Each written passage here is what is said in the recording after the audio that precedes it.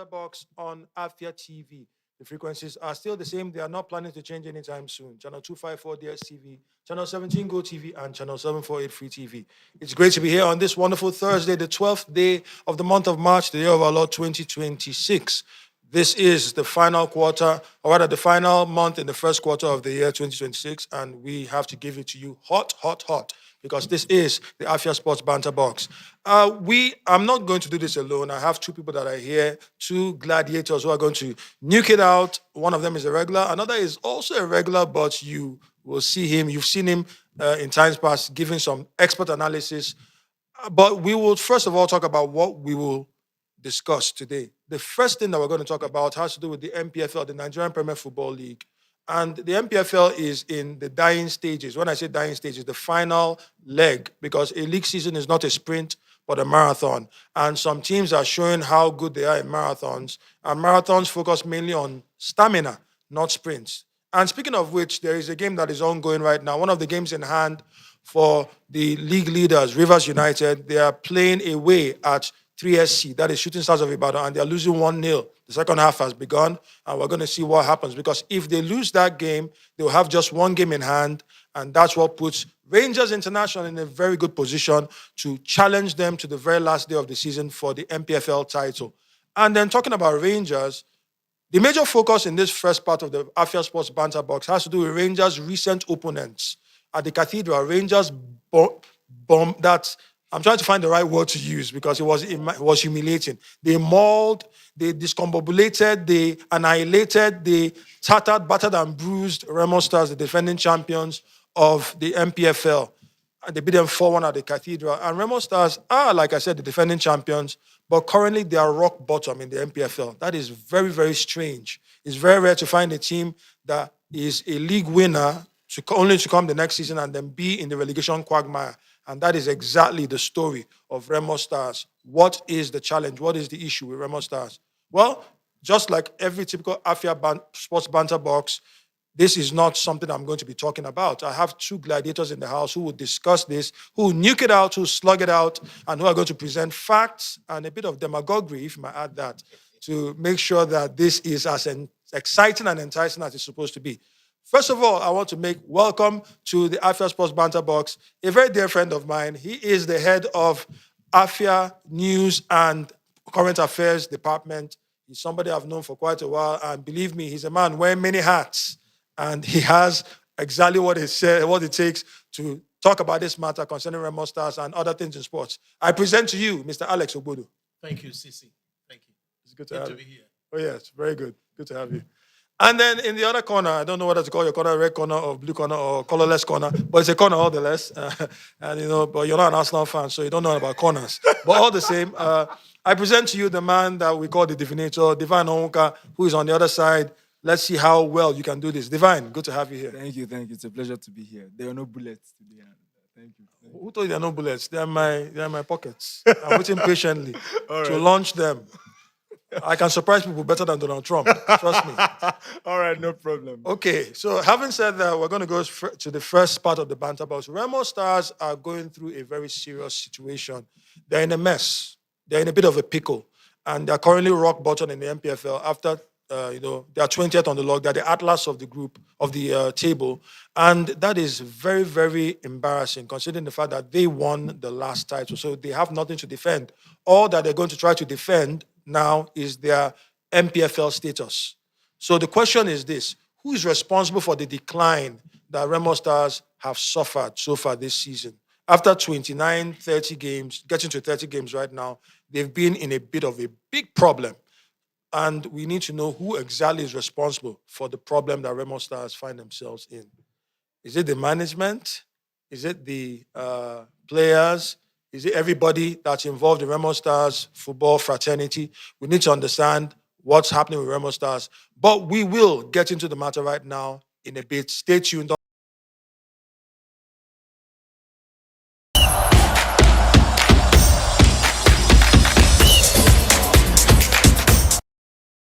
You're welcome back to the Afia Sports Banter Box on Afia TV. Sincerest apologies for that little break in transmission.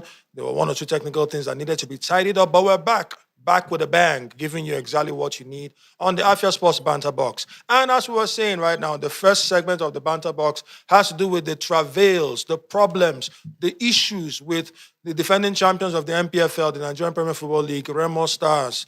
So the question is this: who is responsible? Who is majorly responsible for the decline that Remo Stars have been suffering throughout this past season, this current season, I beg your pardon?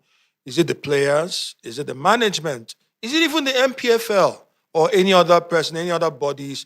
Who's responsible? In as much as we want to fix the problem rather than fix the blame, sometimes it's important rather to fix the blame to know where exactly to solve the problem. So to start right now, I want to go with Mr. Alex Obodi.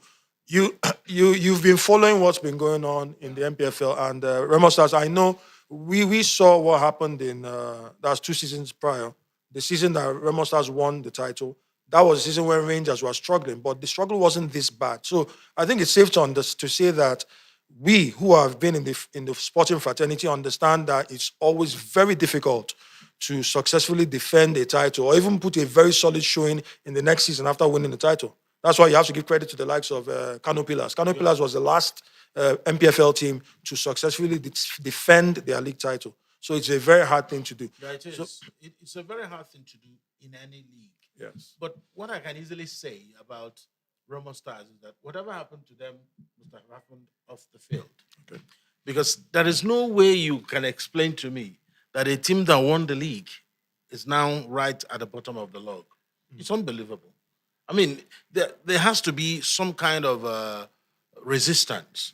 There has to be a core of players that will remain and insist that we are not going down. But that didn't happen. Meaning that maybe, are we sure that some promises were kept after they won that league? Because it's in this part of the country that when you win the league, you will be knighted without a sword touching your shoulder.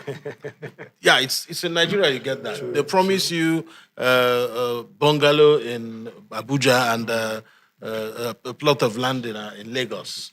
And then after 15 years, you are granting interviews and talking about it. So I don't know deeper about what may have happened, but I suspect that it may be 60 to 70% managerial. And they have a new coach, Abdallah. Yes. But if you look at, I looked at their football, it was decent. They still play decent football. They gave Rangers a lot of problems on Sunday. But if you look closely, it does appear that for a club that won the league, they come just the next season, that are supposed to be, handing everybody a tough game. And you're losing game after game to the point that you are right at the bottom of the table. You are right at the abyss of the league. No, it's not. This is not something that should be studied. We must condemn it. Whatever it is that happened to Remo Stars should not happen to any other club in Nigeria. In fact, what's happening to Remo Stars is what's happening to Nigerian football. I think that's a very, very good place to... Because how do you explain it? It can't happen any other place. You can't have Orlando Pirates take the South African League and then come next season and they are bottom of the league. It's not possible. You can't have Al Ahly win the Egyptian League and the next season they are bottom of the log. You can't have Esperance of Tunisia win the league and the next season they are bottom of the log. It's not possible. Go and check the history of those teams. So something went fundamentally wrong from the back, not even the back room, from the higher management level. Something went wrong. Except, of course, they are not admitting it. But that's how I'm seeing it. That's how I'm seeing it.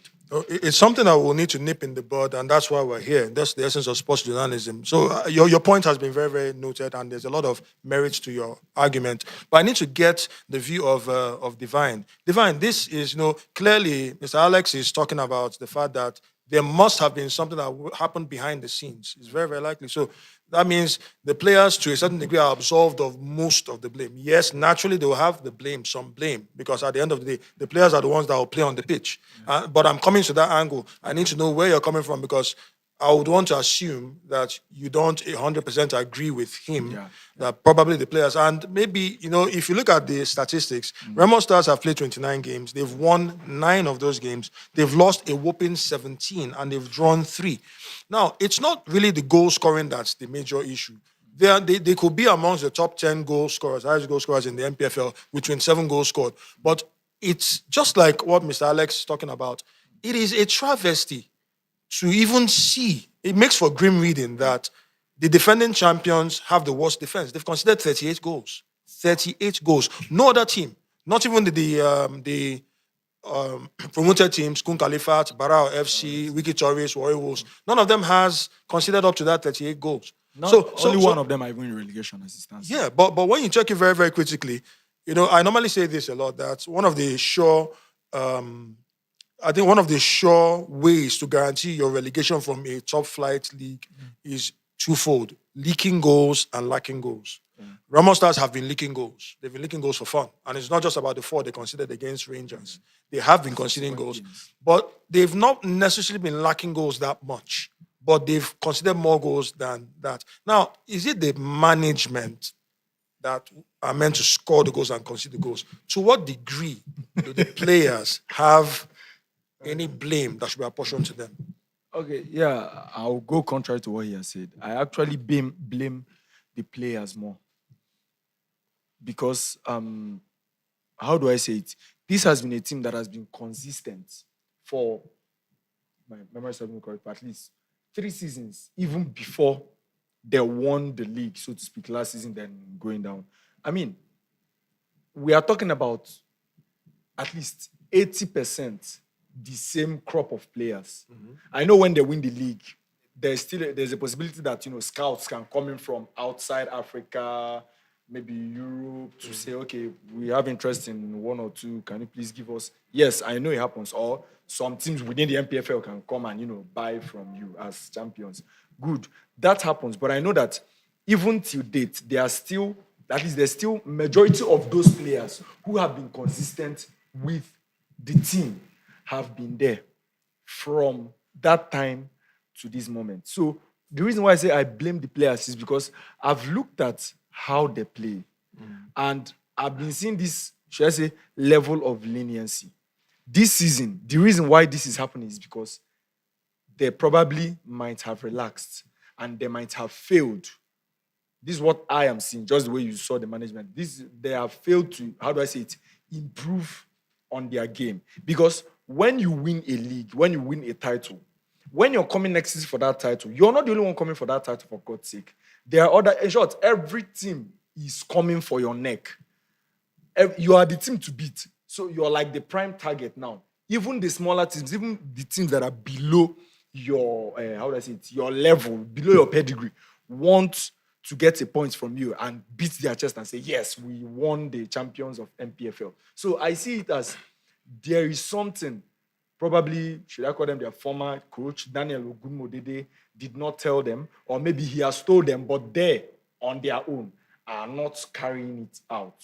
So I don't know what happened with Mr. Abdullah, but let's just see what's happening. But clearly, a change of coach can be a big deal in a team. True. I mean, the best example you can have is the departure of Maresca and the entrance of Liam. Yes. So you can see that the 2 styles are in contrast.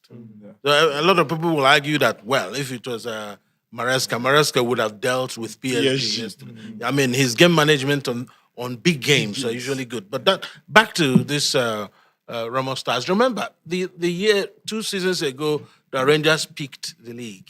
yeah. Remo Stars, I think, came second. They were second, yes. They Yeah, were so consistent. so that should tell you something. Yeah. So the Remo Stars, they were not a flash in the pan. They had this coming before they won the league last season. So it's not like they were a weak side. But of course, if you have your coach always going for national assignment, it also affected Rangers. When Daniel was there, they were always showing up because that's when the Nations Cup qualifiers, World Cup qualifiers were on. They play 3 games, they go back again to camp. They play 2 games or 3 games, you go for a return leg. So it breaks the rhythm. And if you look at Rangers last season they were building more of their youth system. Because if you look at the setting now, it looks like Rangers are now coming back to their cruise. The first season that everybody came on board, including Amobi, it was more like a search. But now they've prepared the ground. So again, what is happening behind the scenes in the organizations of Remo Stars? I mean, you can falter, but to be bottom of the league is unacceptable. And I'm telling you that there are non-footballing reasons for that.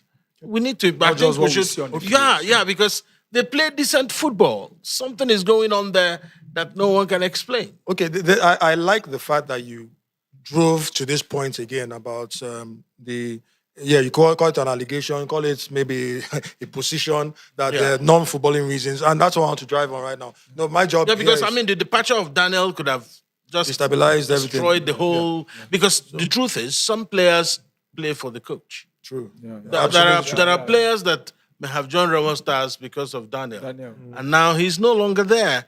And maybe he might pick one of the jobs at the national level, one of the youth teams, but you never know. But at the end of the day, you are a professional footballer.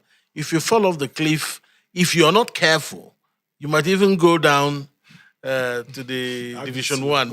Okay. So no, in the process of playing devil's advocate, under normal circumstances, not meant to have an opinion, but I just want to posit this right now. Probably where there's something we're not seeing that may be the elephant in the room. It may be. I don't know. I could be wrong.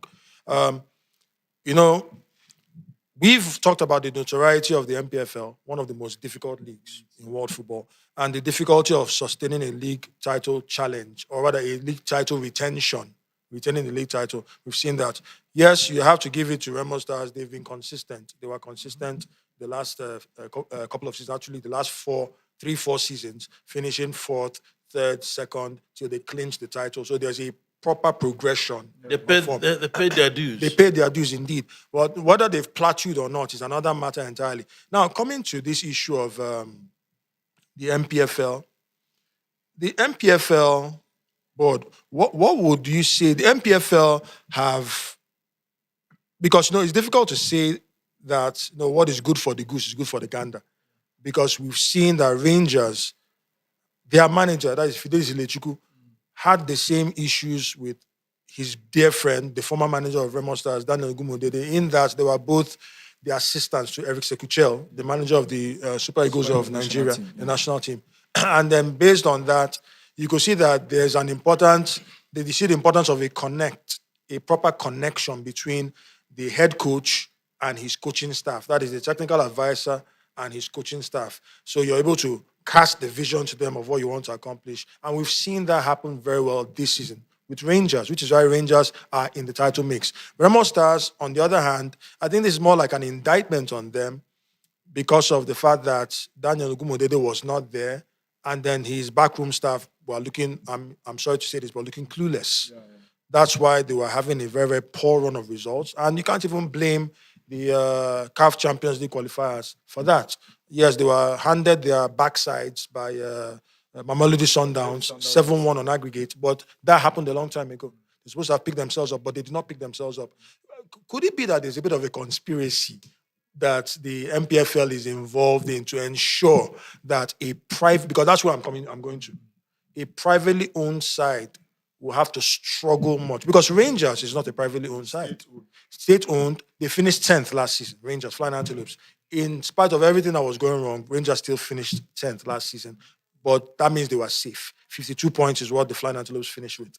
Remo Stars have 30 points. That is 10 points with, how many games to go now? With 9 games to go. That's 10 points off the proverbial 40-point mark, which is usually the mark for survival. But even that may not be enough this season, because you're looking at different teams. The margins for error are too slim amongst all the teams.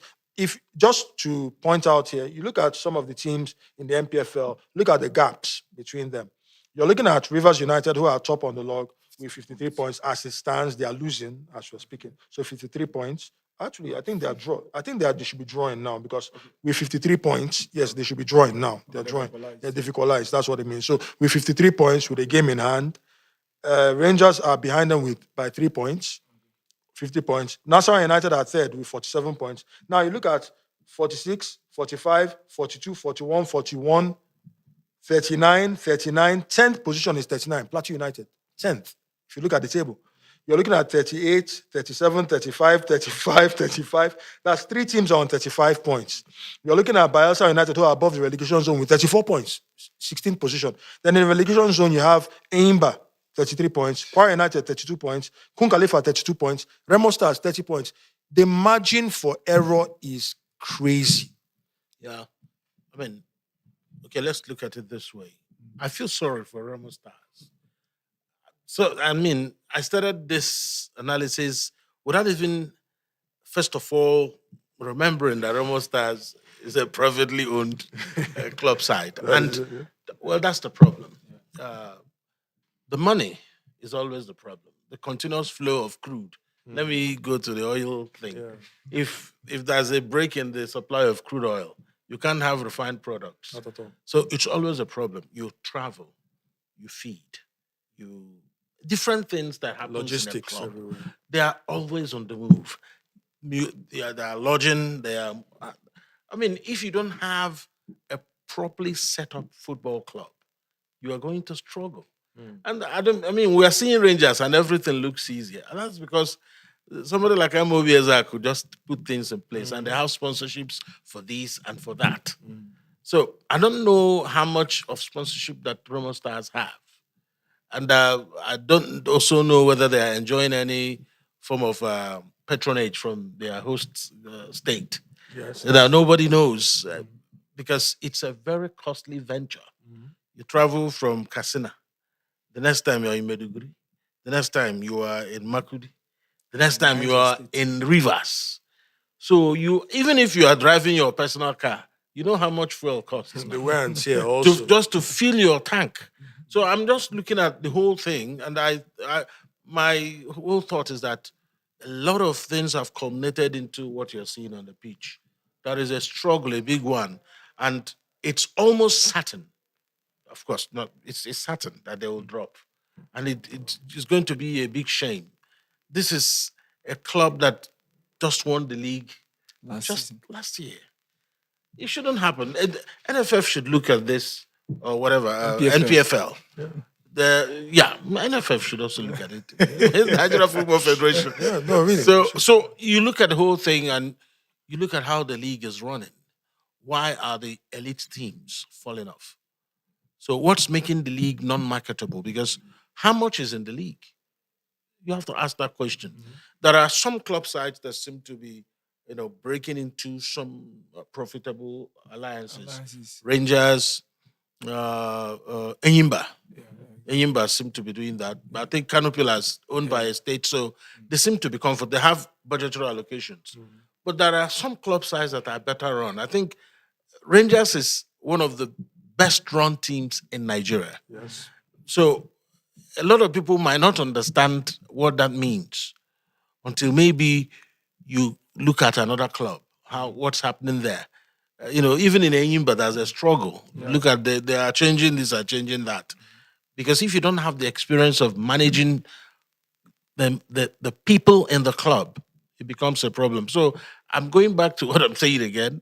Remo Stars suffered for lack of management in terms of the highest level of it. So it's quite a shame that it's going to happen. But maybe this is the first time, if my memory serves me right, that someone wins the league and then goes on relegation. Well, let's look at the bright side. It's possible that Remo Stars might be the first team to win the league, go on relegation, and then win the next league below them. That's the NNL. Well, you can't guarantee that because them going down to the NNL might even spell a bigger problem. Yes. Because if you go down to the NNL, you can only attract NNL quality players. True. I was just peddling hope there, even though they say hope is not a business strategy. All right, thank you very much. We'll be right back after this short break. We have another issue to discuss because we are going from the metro and down to other parts of the world because some very disastrous things happened from teams from England when the UEFA Champions League took place in the first leg of the round of 16. You want to find out what exactly happened? Well, that is the topic for the next segment of the Banter Box. Stick around. Don't touch that dial.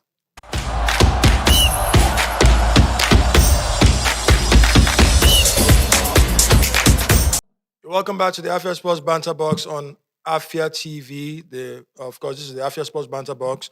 The frequencies are still the same: channel 254 DSTV, channel 17 Go TV, and channel 748 Free TV. Welcome back, guys. I'm still here with Mr. Alex Obodo, the head of the news and the current affairs department in Afia TV. And then, of course, we have the definitor himself, Divine Onwuka. He's here with us. And we are moving straight to the other topic. It's not news to anybody who's been following football recently. What happened in the UEFA Champions League this past couple of days? English sides have a lot of questions to answer because the hype has been so much. But now, in the first leg of the round of 16 in the UEFA Champions League this season, English sides have not covered themselves in glory. In fact, it's been so bad that the 6 English sides that were in the round of 16, of the 6 of them, only 2 avoided defeat. Talking about Newcastle United at home against Barcelona and Arsenal Football Club, who are away to Bayer Leverkusen. They managed to get draws in that game. The other teams all failed woefully.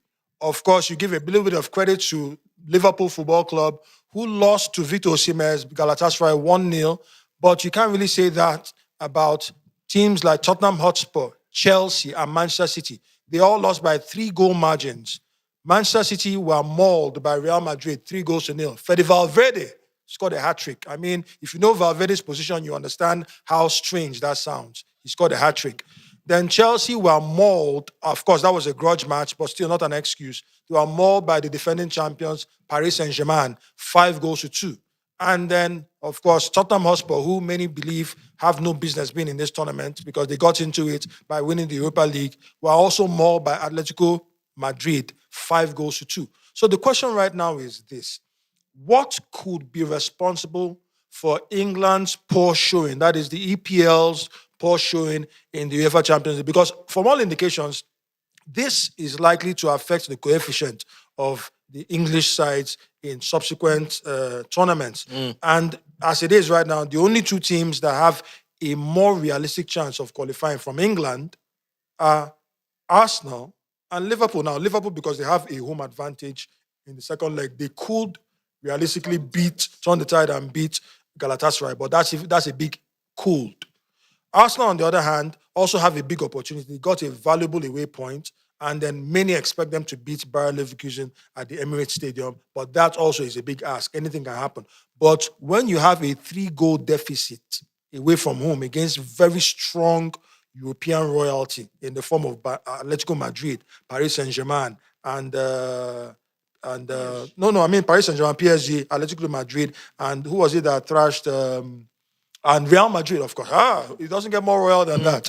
I mean, Real Madrid. So what could be the problem? But the answer is not far-fetched. Okay. There are too many games to play. You have, what do they call it these days? I think they no longer call it Callan Cup. That's the Carabao Cup. It's been the EPL Cup all this while. So lots of games to play. And it's usually a headache for the coaches. They're trying to rotate the players, trying to, see how to make sure that not one player gets exhausted in a particular position. And then what that does to the team is that they lose their momentum, they lose their rhythm. And a league that plays during Christmas tells you all the story.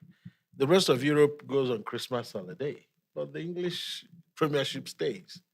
They want to exploit the Christmas season. While others are holidaying, the players stay there and serve as the Christmas entertainment. But that's just what it is. True. So the players see more games. Sometimes it is good, sometimes it is not. Some players may benefit from that, some players would not. And because, again, in a year you play lots of international football, a lot of the players are also involved with their countries. Yes. Each time you travel for international football and you come back, it changes your rhythm. It changed the rhythm for some Nigerian players who, when they came back, the coaches decide they have to sit it out for a few times. Calvin Bassey, Chukwueze. I think it was only Iwobi that just went in straight and slotted in because, of course, you can't have any explanation for keeping him on the bench. So my thought is that there are too many games in the Premiership. The players are getting exhausted. They are humans. No matter what you do as a human being, if you play football for 10 straight years, your body will start revolting. You start picking up niggly injuries. You start picking up things like ACL. Because The I dreaded believe that ACL. that ACL is as a result of exhaustion of the body. I'm not even a medical professional, but if you are watching football in the 80s and the 90s, how many people had ACL No, injuries? not too many. I remember that. So if that is the case, why are players now having ACL injuries? There are too many games, and those that are making those matches happen, they are tied to the marketing side of football, because the more games will mean more TV rights, will mean more TV revenue, will mean more eyeballs. They're already calculating money from sponsorship, but they are not paying attention to the well-being of the players. I think it boils down to too many games, Okay. just too many games. Okay, so just and there's a lot of merit to the argument of Mr. Alex in this regard. You know, fixture congestion is something that's plaguing the teams and the players extensively and that's what's affecting everything. A club like Manchester United won't understand this, not this season anyway. But The stray no, bullet. no, it wasn't. Stray It was bullet not hits. so straight bullet. I just had to point that. I mean, my job is to dispense the truth here. And we all know the truth. Okay, just save your laughter for now. Now we need to hear your own points. There, no, Divine. Clearly, Mr. Alex has made his point concerning fixture congestion, and it's very, very true. These things happen, but I dare say there's more to it than meets the eye. It might not just be fixture congestion because some other teams, some other clubs have been doing that. Because you look at the flip side, look at a team like Bodo Glimt. Yes, Bodo Glimt, because there is an effect when you play too many games. But there's also an effect when you play too few games, where you don't have enough. You don't have enough match fitness. You don't have enough friendlies. So that was what people were saying about Bodo Glimt. Bodo Glimt have not been playing football, but they've been surprising everybody in the Champions League. So you could also argue the same the other way around. But what do you have to say about this? Is it just fixture congestion that could be the problem behind the English clubs struggling, at least in the first side of the Champions League, first part of this round of 16? Or is there anything else that we need to know about? Let me put it this way. I see it as other leagues being prepared to play the Champions League. Oh, That's what I see. No, please, no offense to England. I'm just trying to state the obvious. What I feel might be the reason. okay. Now, you talk about Spain. Spain plays a very nice kind of game. And Real Madrid, Barcelona, at least I will not mention Atletico Madrid though, but Real Madrid, Barcelona, these guys are giants in Europe. When you mention Champions League game, they know how to play it. Not that they don't have their own loophole, they do, but their own style of play actually preceded that of Manchester City. And then Barcelona struggling with Newcastle, but it is assumed or it's expected that they will still triumph. So I'll say the kind of football that is being played in other leagues, England need to explore and know how it's being played in other leagues. Not about sticking to the physical game and then trying to score. Physical game and trying to score. No, they should know how to play a little bit of domination. We saw that in Pep Guardiola in his early days when he came to Manchester City. We saw that kind of game. Manchester is now on kind of just a transition or something. But if England can try another method of playing football rather than being physical and then trying to score. In England, you don't dribble much. You're not allowed to dribble. Not that you're not allowed, but how do I say it? You are not given the space. They are more pragmatic than purist. They don't. But that's how English They players. don't play. They don't play. They can't make you sit and admire. There's something that Spain normally does. Sorry, I'm using Spain, but I'm just from. No, go ahead. Yeah. At times, if you watch football, Spanish football, when you're watching it, at times there will be a time that the camera will cut, and then they will show you kind of a dribbling skill that one or two players did. You will never find that in England. Never. For all the tea in England, China. In the, Never. England is we are physical and then we try to score. We are physical and so you see. But Spain, they would like to dominate you, make you see that, man, I'm not winning this game, and then they will, they'll win you. So at times I'm looking at the style of play Okay. That's where me I'm coming from. Okay. Not really fixture schedule. Okay, having said that, I'll just our time is already rounding off. But I just this I don't normally do this on the Afia Sports Banter Box, but I'm going to do this. I'm going to put both of you on the spot because the English clubs, the EPL clubs, are on trial before us. We are trying them now, and they are listening, so they have an opportunity to vindicate themselves. So we're going to take predictions for the next. Next week they're going to play the return legs. Predictions regarding the scoreline and who's going to go through because they have to try and redeem themselves. So we're going to start with Galatasaray, Liverpool. Next leg is going to be next week, and that's going to be at Anfield. Liverpool, Galatasaray. Who wins and who goes through? I think Galatasaray are looking very good for this. And it's just because of one man. Victor Osimhen has made the Galatasaray team very dangerous. Yes. If you don't pay attention to that, you will be punished. And Liverpool know that. Right now, Liverpool know that they are also vulnerable. They will be the ones playing with caution. Because if Galatasaray gets a goal first at Anfield, Otilo. Okay, so Galatasaray go through, but based on what you're saying. So Liverpool out. They've lost the fight.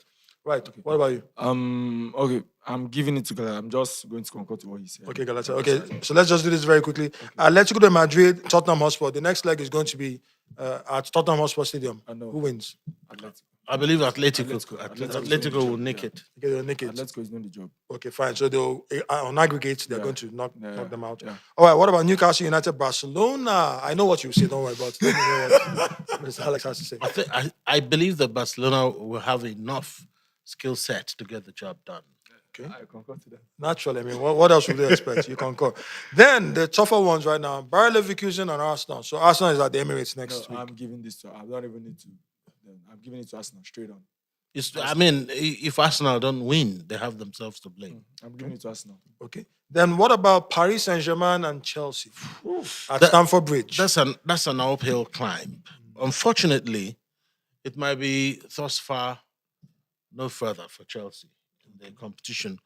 But it will afford Liam some time to organize the team and be a little more pragmatic with his style. I think he's still doing trial and luck, trial and error.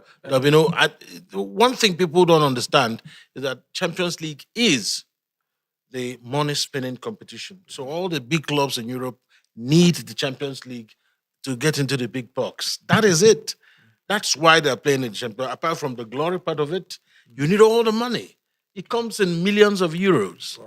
You can't beat that. I'm actually going to. So Chelsea can't. I don't see Chelsea because they need to score 3 unreplied goals to force it to penalty. And what is the And I don't see Chelsea playing for 90 minutes without conceding.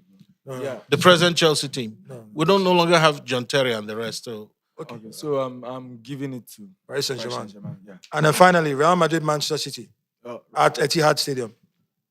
that one, I don't see, because the truth is, if Man City comes forward, they'll still be punished. There's enough firepower in the Real Madrid formation. See, there was something Thierry Henry said that maybe he needs a Madrid jersey to grow his hair back. I'm giving it to Michael. Real Madrid. Okay, fine. So we've all concord. All right. Thank you very much, gentlemen. Mr. Alex Obodo, thank you very much. The head of the Afia News and Current Affairs Department. It's always a pleasure having you here. Thank you. And Divine Onwuka, thank you very much. The Divinator for what you do. And thank you very much, everyone behind the scenes there. Thank you very much, Sammy behind the camera. Thank you for everybody who's been involved. The makeup, of course, by Shine herself, Chisom. And then in the MCR, you have Moxie that's there and Rising. I don't know who exactly is there, but it's one of them. Then Chiamaka also in the PCR. Thank you for what you do. We're going to do this again tomorrow, but it's going to be the Afia Sports Preview Square by 5 p.m. So till then, remain blessed.